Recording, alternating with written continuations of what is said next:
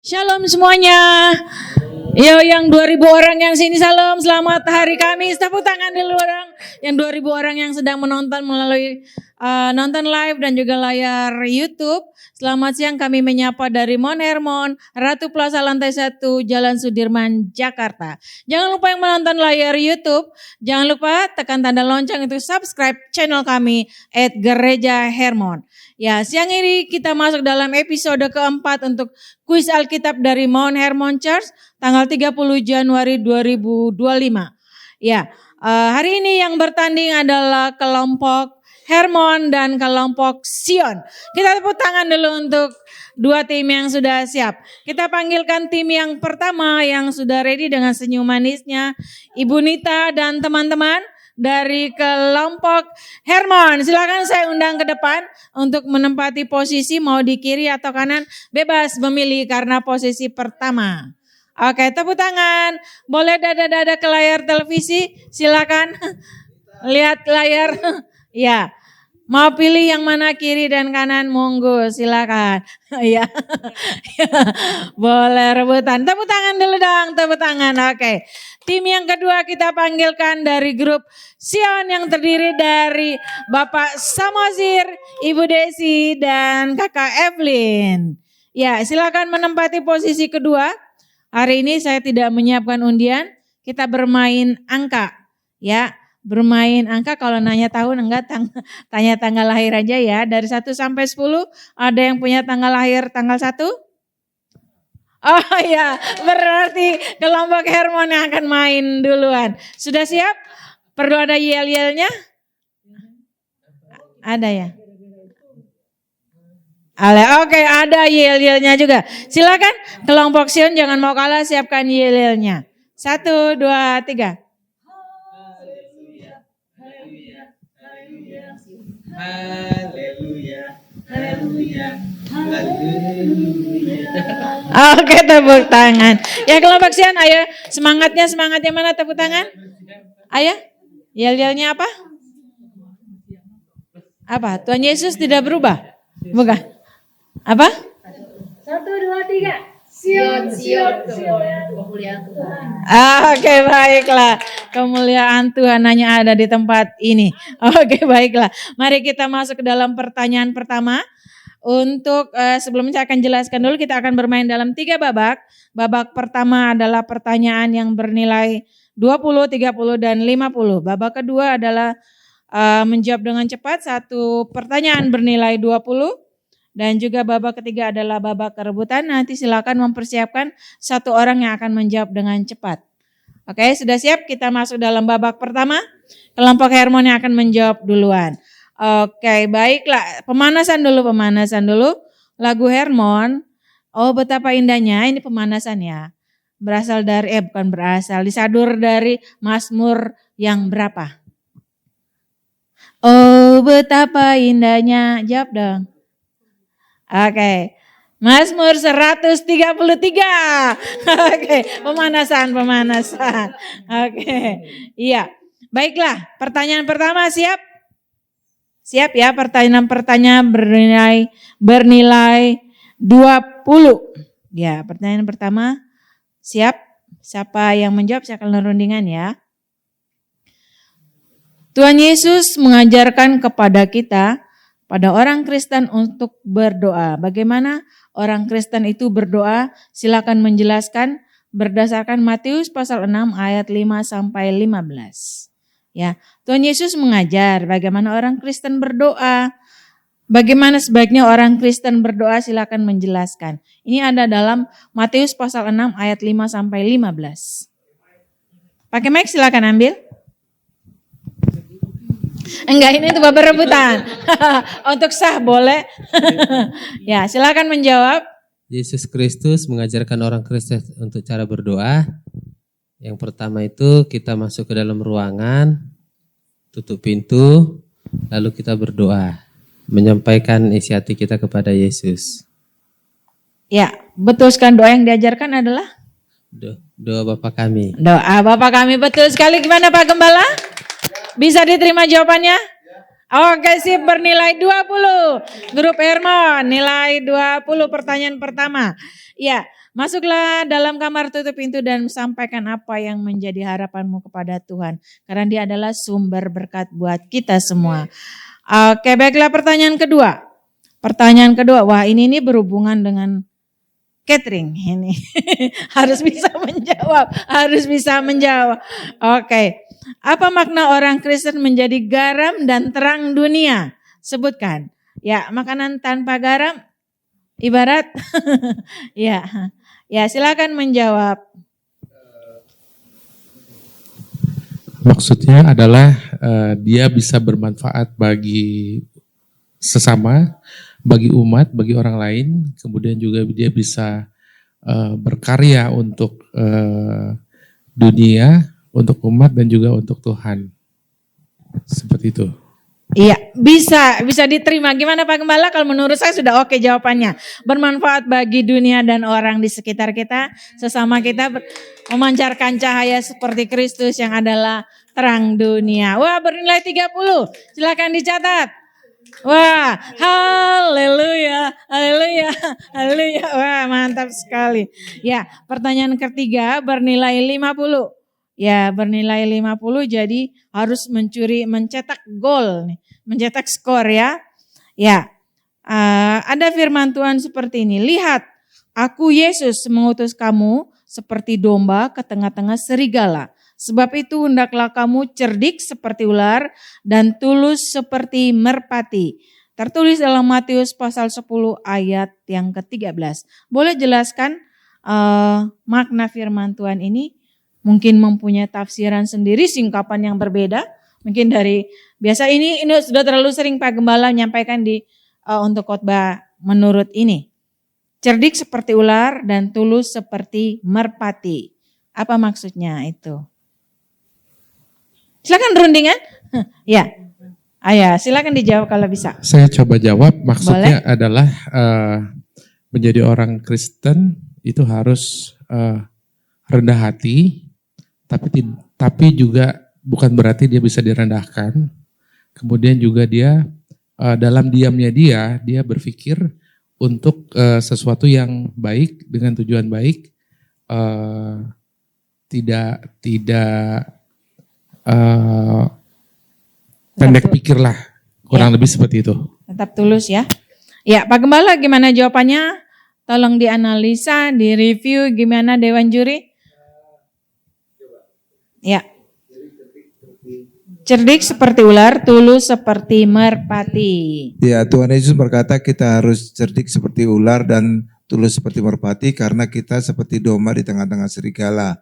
Domba itu makanan yang serigala, jadi kita bisa dimangsa oleh dunia. Itulah sebabnya kita harus cerdik seperti ular, artinya ular itu gambaran setan, sedangkan merpati gambaran Roh Kudus. Jadi kita harus cerdik seperti setan, tapi jangan hanya berhenti situ, tapi juga harus tulus seperti merpati, agar kita bisa selamat dari dunia.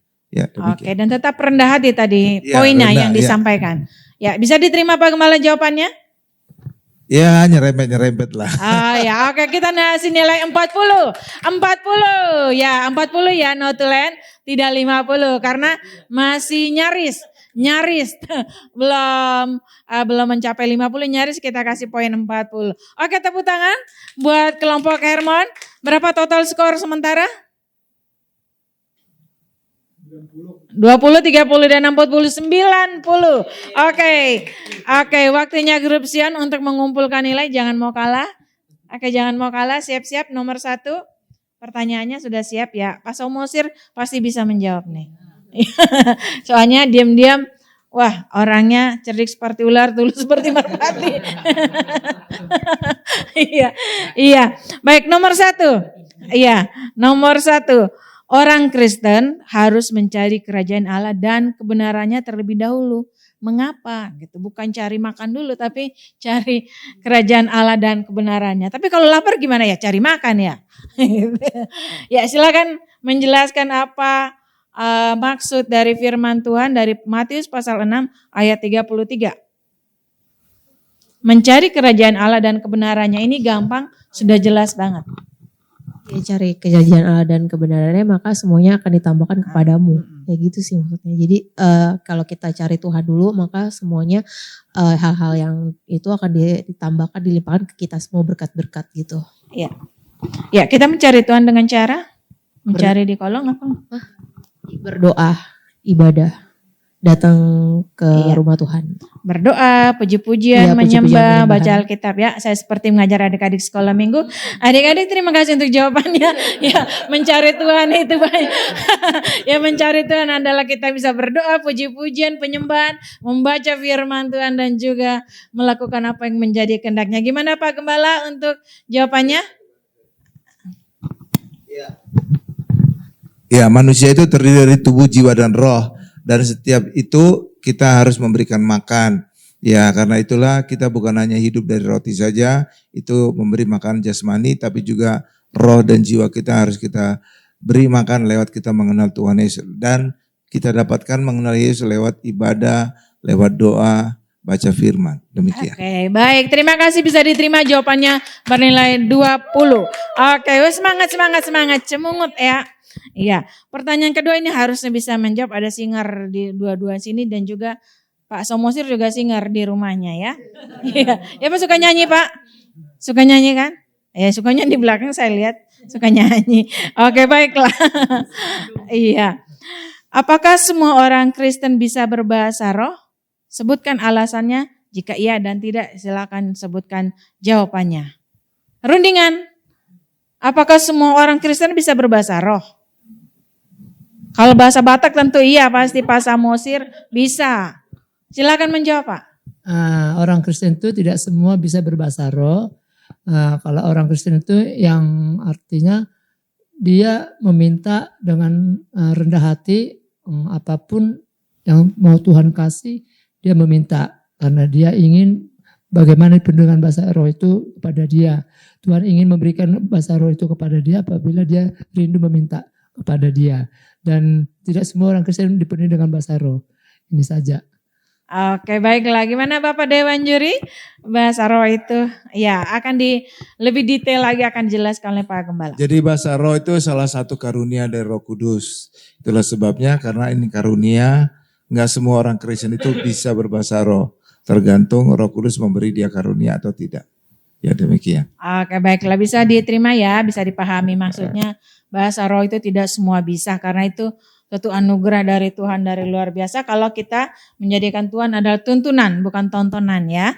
Oke, baiklah kita bernilai 30, silakan mencatat. Oke, wah kejar-kejaran, sekarang poin yang ke-50 harus bisa jawab. Kejar-kejaran, wah nilainya. Jangan kejar yang lain. Kejarlah daku kauku. Iya. Baiklah pertanyaan yang ketiga untuk kelompok Sion. Ini harus bisa menjawab karena gampang banget ya. Ya.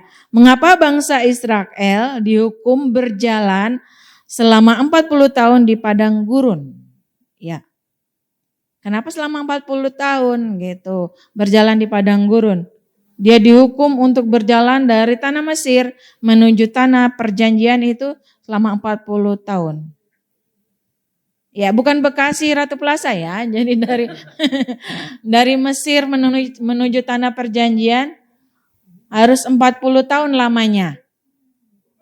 Iya, kok enggak 20 diskon ya Tuhan? 20, 50% diskonnya gitu. Oke, silakan menjawab. Iya. Masih melempar mic-nya ke kanan dan ke kiri. Silakan menjawab Pak Samosir.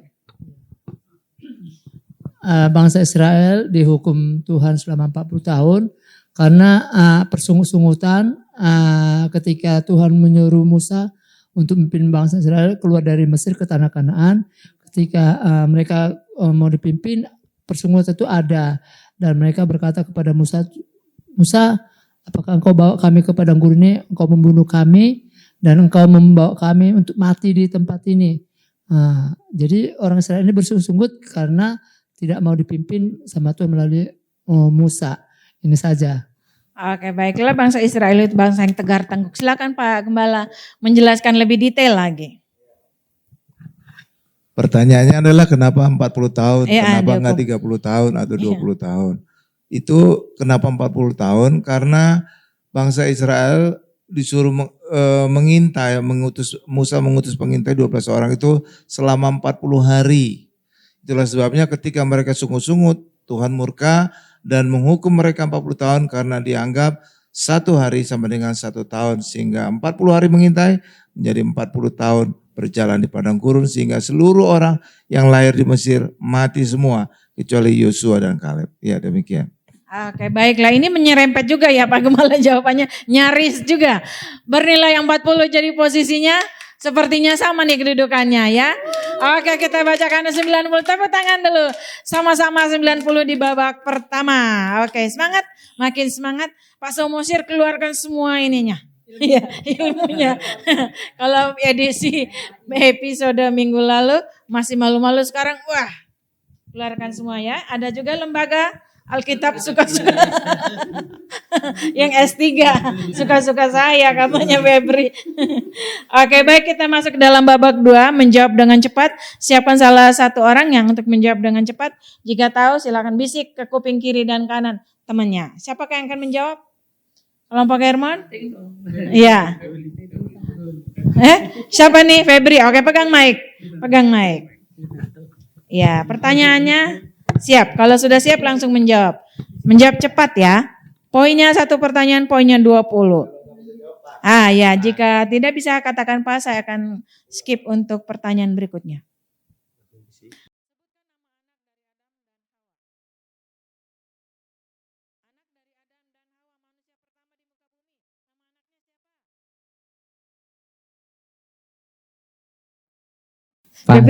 Febri dan Dodi nggak mungkin. Atau Dodi dan Nita.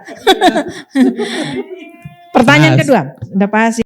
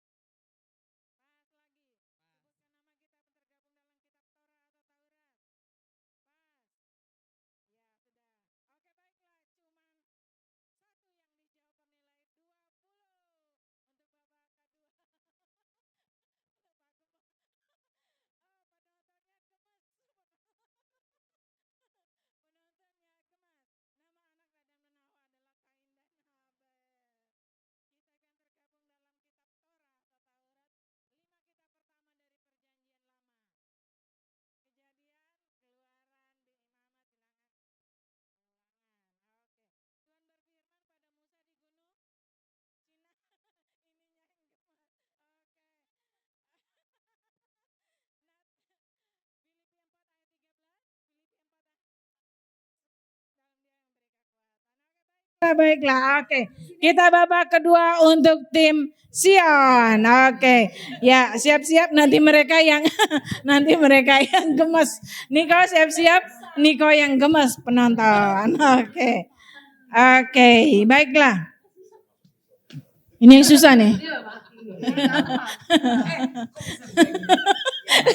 Aku malah sakit perut.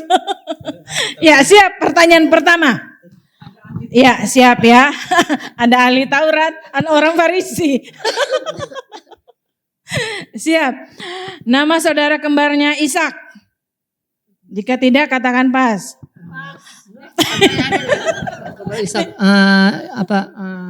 Samosir sih bukan. Sudah pasti bukan Samosir. Pas. Kalau nggak tahu. Ya, saya sebutkan nama kitab yang tergabung dalam kitab Injil. Matius, Markus, Lukas, Yohanes. Ya. Siapakah nama raja yang membangun Bait Allah? Salomo. Raja Israel yang pertama.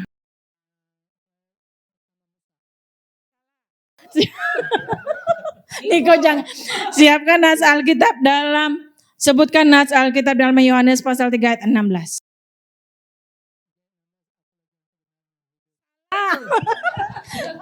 Aduh Pak, saya yang gemes ini. Sebagai orang Kristen harus tahu Yohanes 3 ayat 16. Ya.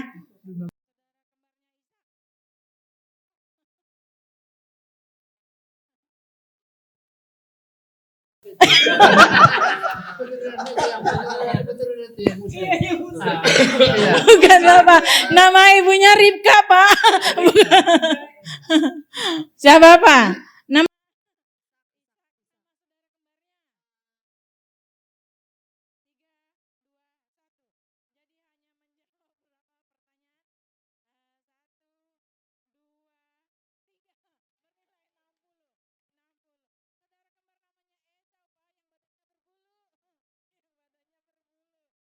Iya, tadi Raja Israel Saul benar Yohanes 3:16 karena begitu besar kasih Allah. Wah ini harus tahu Pak, ini nggak boleh nggak tahu kalau ini Yohanes 3:16. Oke kita bacakan skor sementara dari babak kedua masing-masing tim. Total. Oke, Sian 100. Oke, Sian masih selangkah di depan. Beli somai. Dia gemes sama sini, di sana gemes juga. Oke, baik kita masuk ke dalam babak ketiga. Silakan. Testing. Ya, oke testing. Coba Evelyn atau Bapak. Oke, baik. Kita masuk dalam pertanyaan rebutan.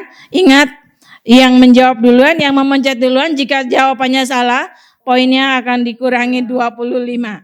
Jadi harus yakin dulu sama jawabannya baru menjawab. Ya, pertanyaan pertama ini gampang-gampang susah karena yang menyiapkan adalah Pak Gembala. Ya, saya mulai dari yang gampang dulu ya. Mulai dari gampang dulu. Ya, ini wajib tahu juga kita sebagai orang Kristen. Sebutkan 2 hukum kasih yang tertulis dalam Matius pasal 22 ayat 37 sampai 39. Hukum kasih. Bentuk salib, cepat menjawabnya. 2 hukum kasih. Ayo. Ayo. Harus yakin. Pencet dulu. Ya. 2 hukum, enggak usah lihat ke sana Pak, lihat ke saya. Di sana enggak ada. Apa ya? Maksudnya bentuknya itu seperti salib. Hah? Hukum yang pertama. Hukum yang pertama, kasihlah. Jangan dibalik ya. Kasihlah Tuhan Allahmu dengan segenap hatimu dan dengan segenap jiwamu dan kasihlah sama manusia seperti dirimu sendiri. Dan itulah kedua hukum yang tertulis dalam kitab. Yang pertama kurang lengkap.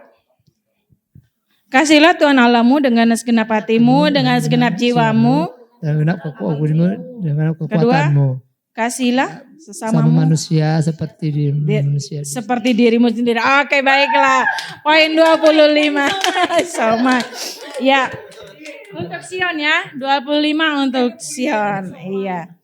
Pertanyaan kedua ini ada, kalau saya bilang ada 9 harusnya udah tahu ini apa pertanyaannya ya.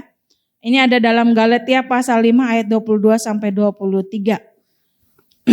Sebutkan 2 buah-buah roh yang tertulis dalam Galatia pasal 5 ayat 22 sampai 23. Buah Lengkap roh ialah 9-nya. kasih, sukacita, kedamaian sejahtera, kesabaran, kemurahan, kelemah lembutan, penguasaan diri terakhir.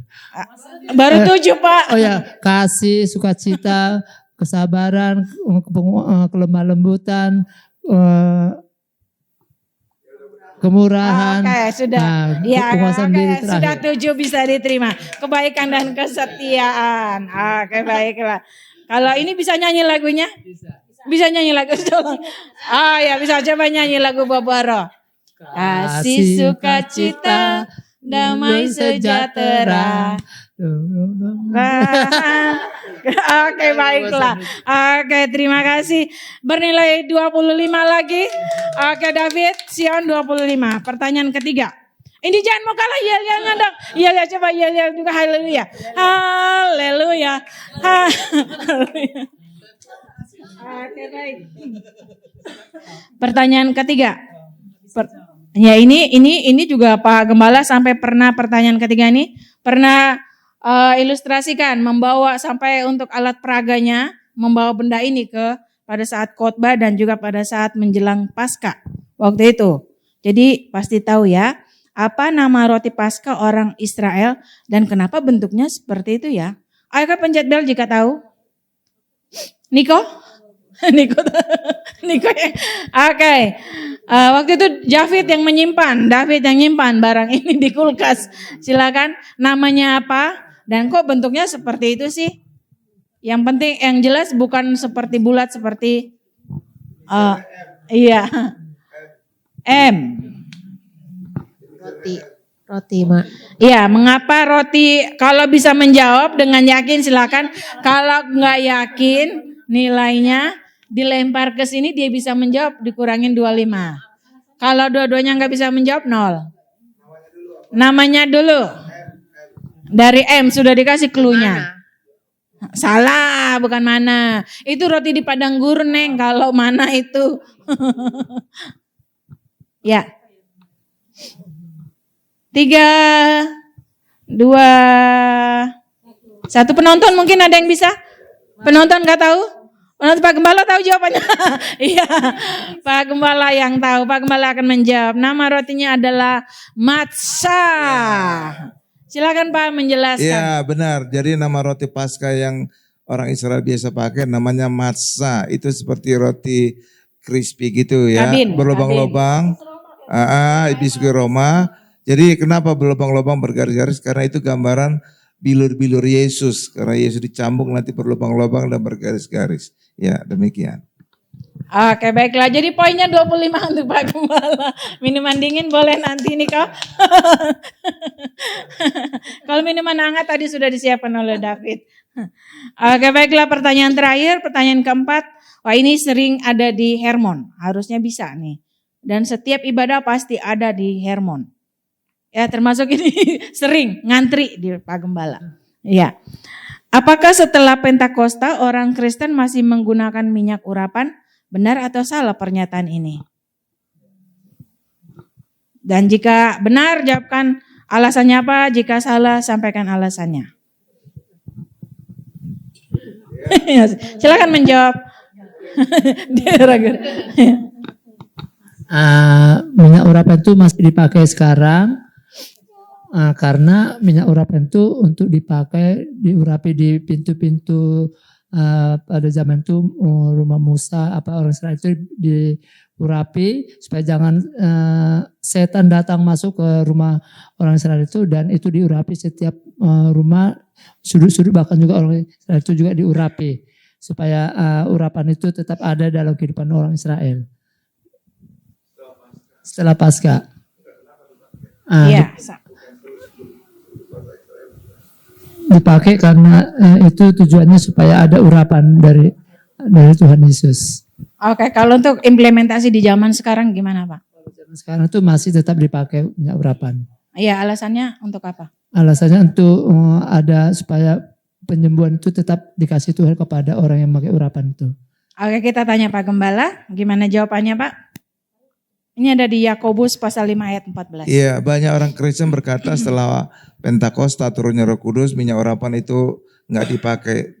Padahal Yakobus 5 ayat 14 berkata gunakan minyak urapan untuk mendoakan orang yang sakit. Artinya kitab Yakobus itu ditulis setelah Pentakosta, maka itu menunjukkan setelah Pentakosta orang Kristen masih memakai minyak urapan untuk mendoakan orang. Karena kitab Yakobus itu ditulis setelah Pentakosta yang tetap menyarankan menggunakan minyak urapan untuk mendoakan orang. Demikian. Oke, jadi jawabannya gimana Pak? Tadi nyerempet atau nyaris atau masih setengah jalan? Kurang, karena masih Belum Pak tepat Samuel ya. itu menunjukkan ke masa Israel. Itu bukan masa Israel lagi, karena ini setelah Pentakosta. Ya setelah. Ya oke baik. Pertanyaan terakhir, ini nggak ada di sini ya. Hari Pentakosta itu berapa hari setelah kematian Tuhan Yesus?